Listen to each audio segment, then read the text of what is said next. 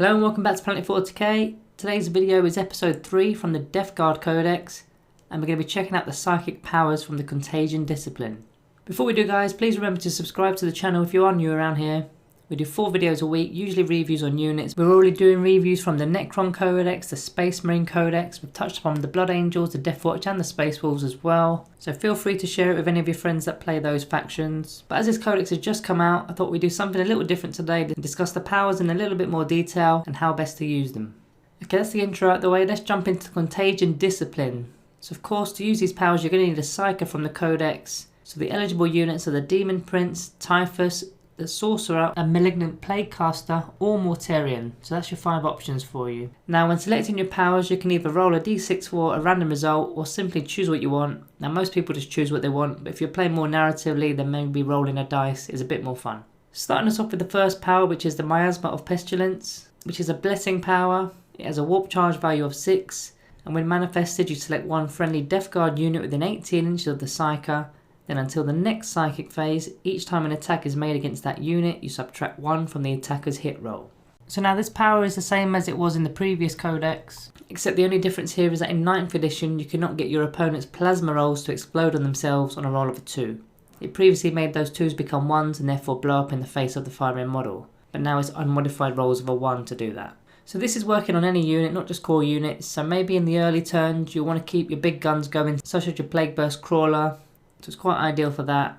In later turns you'll want to be focusing on units such as Plague Marines, units that are holding objectives that need to be staying alive. Power 2 is Gift of Contagion. It's a malediction power which is a warp charge value of 5. When manifested you select one enemy unit within 18 inches of the Psyker, and until the next psychic phase you subtract from their strength characteristic of the models in that unit. Now if the result of the psychic test was an 8+, then you subtract 1 from the strength and attacks characteristics of the models in the unit instead. Now with the attacks I'd presume it's to a minimum of 1, otherwise that would be insane. Now previously this was warp charge 7, so it's now only 5, but it used to remove either an attack, a strength or a bit of toughness, so now it is just a strength and potentially an attack as well. So now this is only going to affect units in melee because strength only affects close combat, so you want to be using this on an enemy unit that you plan on charging that turn. Or you could opt to select a unit that you know will be trying to charge you in their turn, so you can remove quite a lot of punch by doing so. Also check out what you're targeting. For example, there's no point in targeting a unit of strength 4 melee weapons if they plan on charging, say, a unit of Plague Marines with toughness 5, as they're still going to require 5 to wounds regardless, so the psychic power won't actually have an effect.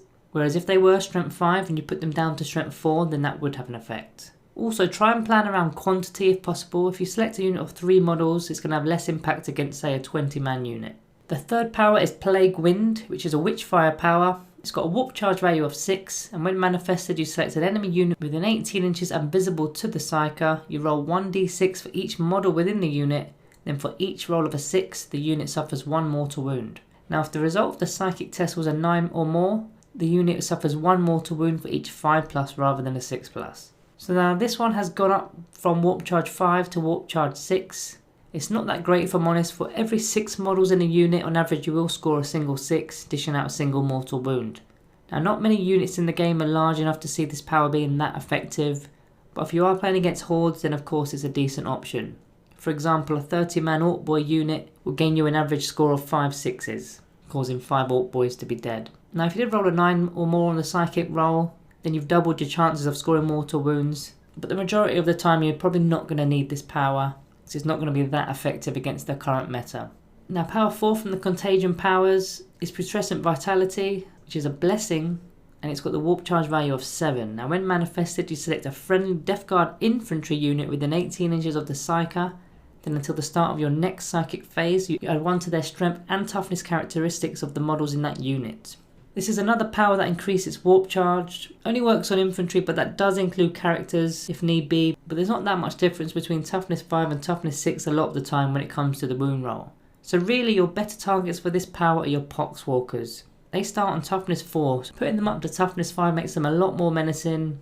You could also opt to put them on your toughness 3 cultists, bringing them up to toughness 4, as they come in units of 30. That's a lot of extra toughness there. But I think Poxwalkers are the better option as they've also got the Contagion of Nurgle ability, whereas cultists don't.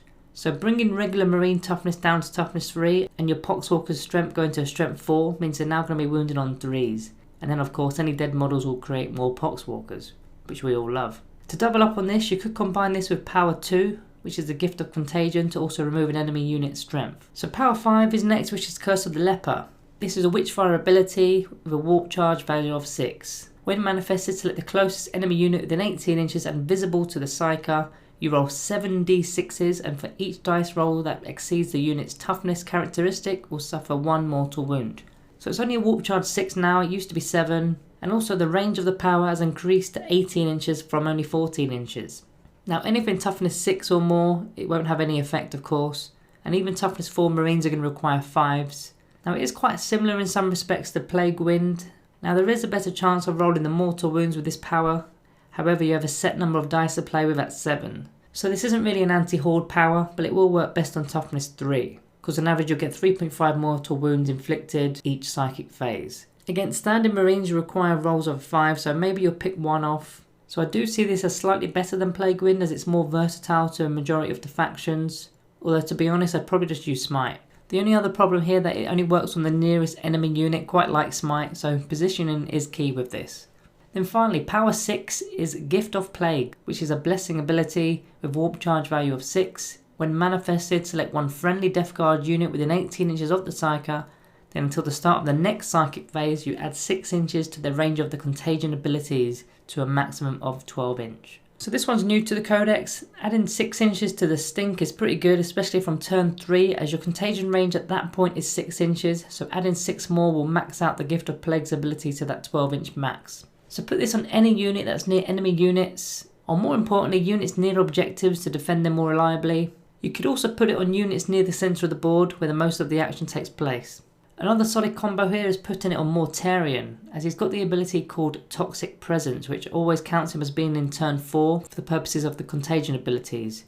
So even from turn 1 he's going to have a max 12 inch radius for that -1 toughness modifier for enemy units. Now unfortunately Blades of Putrefaction didn't make it to this codex, but to be honest the +1 to wounds is sort of happening army wide now due to the contagion ability, putting enemy toughnesses down a peg. So that's the 6 powers outlined for you. Let me know below which ones you're going to be using in the battle and how. Would love to hear about all your combos and synergies with these. Feel free to mention other areas of the book too that relates to the powers, so maybe it'll interact with a relic or a stratagem for example. Remember to drop a like on the way out. Thank you all for watching and I'll see you in the next one.